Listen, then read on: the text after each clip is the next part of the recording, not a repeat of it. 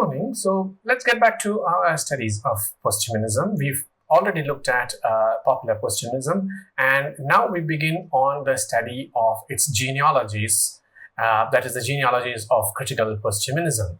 And the first one that we will discuss is the influence of schools of thought such as the new materialisms on critical posthumanism. Allow me to reiterate, for posthumanism, the central concern has for a very long time been the dualist mode of thought which characterizes humanism. And the dualist mode of thought is primarily to do with mind versus body or mind versus matter, nature versus culture, civilized versus wilderness, human versus non-human, man versus woman, and so on. So essentially, for posthumanism, the worry is that we have always been thinking in terms of these dualisms, these dichotomies and these binaries.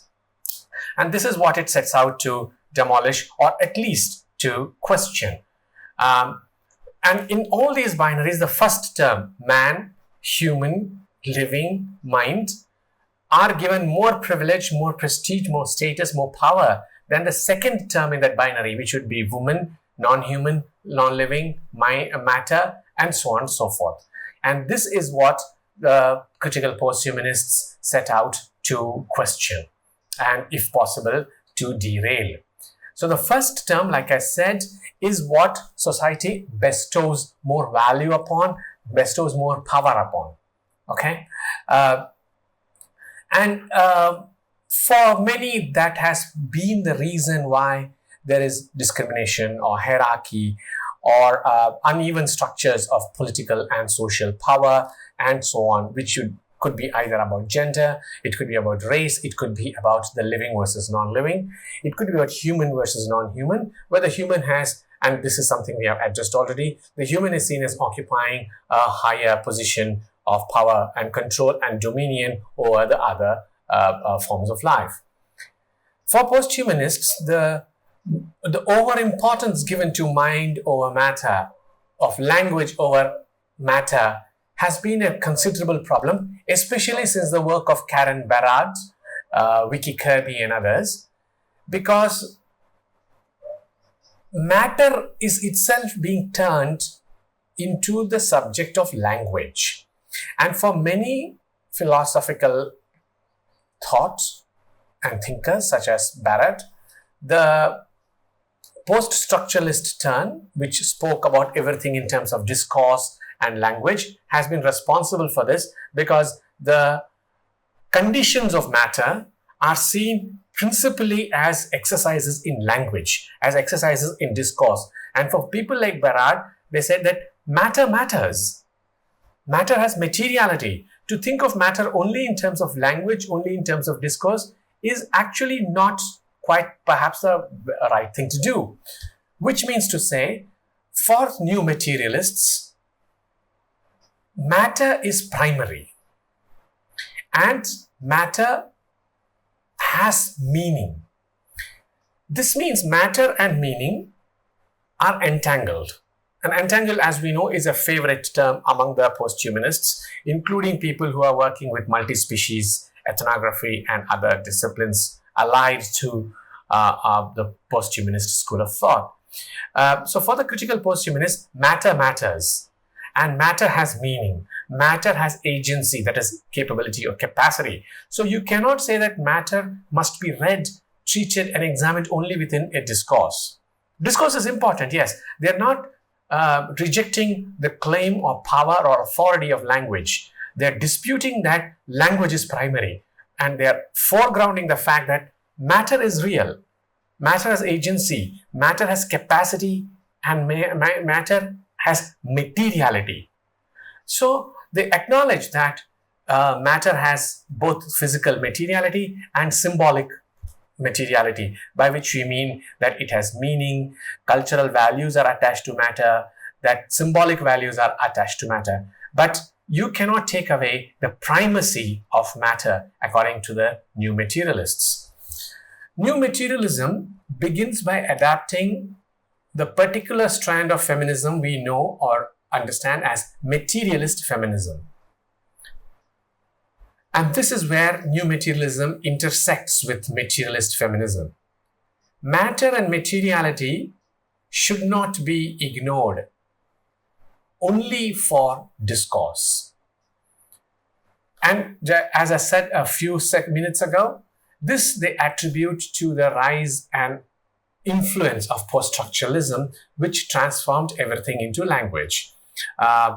Not restricted to, but definitely influenced by slogans and dicta like Jacques Derrida's famous "There is nothing outside the text," or Jacques Lacan, the psychoanalyst, declaring that even the unconscious is structured like a language.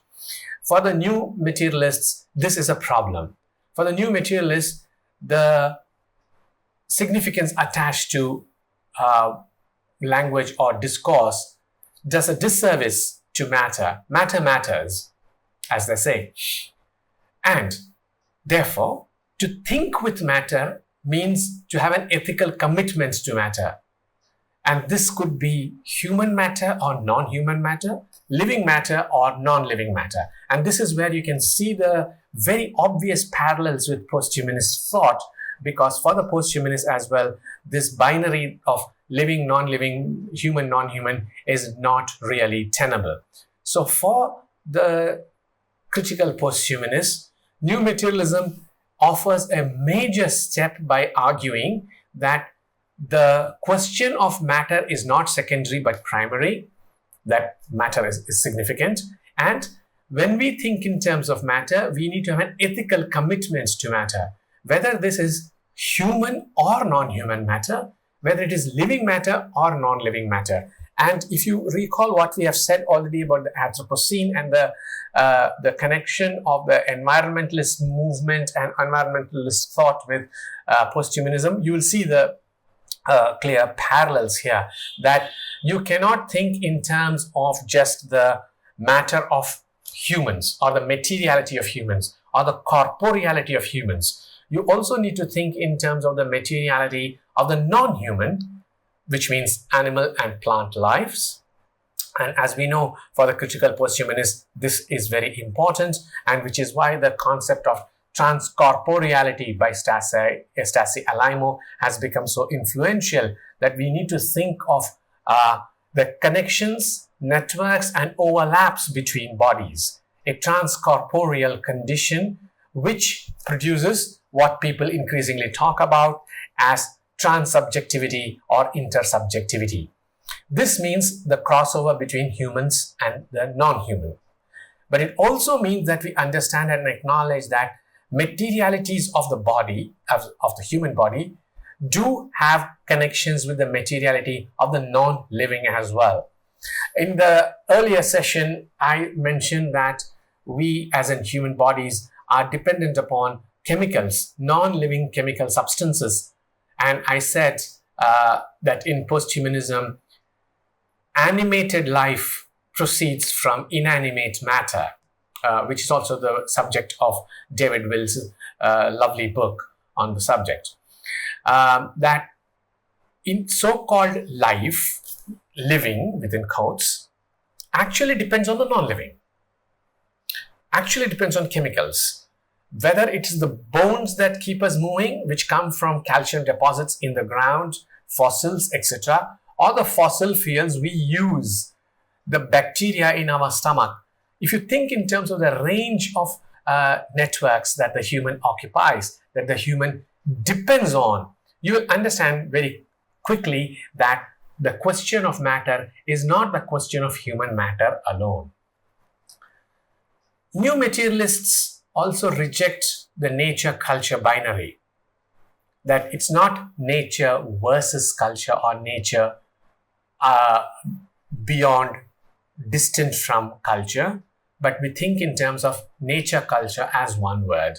The coinage since Donna Haraway has become very influential, so you don't write nature and culture as two separate words. We write them as one word, one term, nature-culture, because the new materialists argue that you cannot separate nature from culture, which means any matter in nature, whether this is fossil fuels or oxygen levels, whether it is the nature of soil or the nature of biological material, you cannot separate this matter from its economic value or its symbolic value, which has been given to it by humans. Which means to say that matter in nature is important not only because it has a certain materiality, a certain texture when you touch it or when you smell it, or things like that, but it also produces a range of symbolic meanings, a range of cultural meanings and cultural values, which are inextricable from the question of its materiality. Which means to say that the material nature of any matter cannot be separated from the symbolic value of that material. Take a simple example of from everyday life. Think of the value we place upon gold. It's a chemical element. It is matter, right? It is material. But why is it called precious? Why are certain elements called precious? Why are certain minerals called precious? They're called precious not because they have a certain material texture. It's not the texture of gold that matters, but the fact is of the religious, social, and cultural significance we have attached to gold. So when we think of gold, we have to think in terms of the material nature of gold and the symbolic nature of gold. That gold has a certain cultural, social, even religious significance which adds to its value. So you cannot say, oh, gold is valuable because it looks like this, or gold is valuable because it feels like this. The texture of gold, the materiality of gold, and its matter, therefore, also depends upon the kind of cultural values in which gold is used. So what is gold used for? What is the significance of gold in everyday life, in, say, religious rituals, in social gatherings, for any particular purpose and reason? So this is the crucial part, that matter cannot be separated from its economic or symbolic value. Rossi Braidotti argues that the geological foundations of human life, which is coming from the earth, makes us understand that we as in humans, we as in people placing themselves higher than other creatures, are actually made of non-biological matter whose lives are determined by non-biological matter. So the biotic and the abiotic actually merge in all this. Next, the new materialists believe and argue that matter has agency, matter has capabilities, and matter can produce or induce change. Here, this of course comes from the work of Karen Barad, who's trained as a physicist, and a lot of it you can, a lot of this you can see the influence of theories in physics. Matter and particles, whether they are living or non-living, possess or acquire capabilities and agency because of the interactions between them. Now, I'm not going to discuss things from physics such as weak electromagnetic forces, strong electromagnetic forces, and things like that. It's something we know from our school studies in science, whether we want to remember them or not. But the point is that when particles interact, they produce certain effects. When particles interact, they acquire certain capacities and certain capabilities, whether it's about energy, whether it's about movement, whether it's about mass, etc., etc. That's a different physics lecture. So I'm not, like I said, going into that. But what is to be remembered in the work of critical posthumanists such as Karen Barad and Rossi Braidotti is that matter has capabilities, acquires agency, because of the interactions between them, because of the particles interacting between them. Which means to say, non-living matter also possesses agency capabilities, capacities, because this matter interacts with other matter. That tectonic plates under the earth, air particles up above us, energy that comes from the sun, these acquire capabilities or agencies because they interact with other such matter. Which means for the posthumanists of this variety and for the new materialists who influence these posthumanists, there is no inherent agency or autonomy in matter. All agency, all capability emerges from a relationality.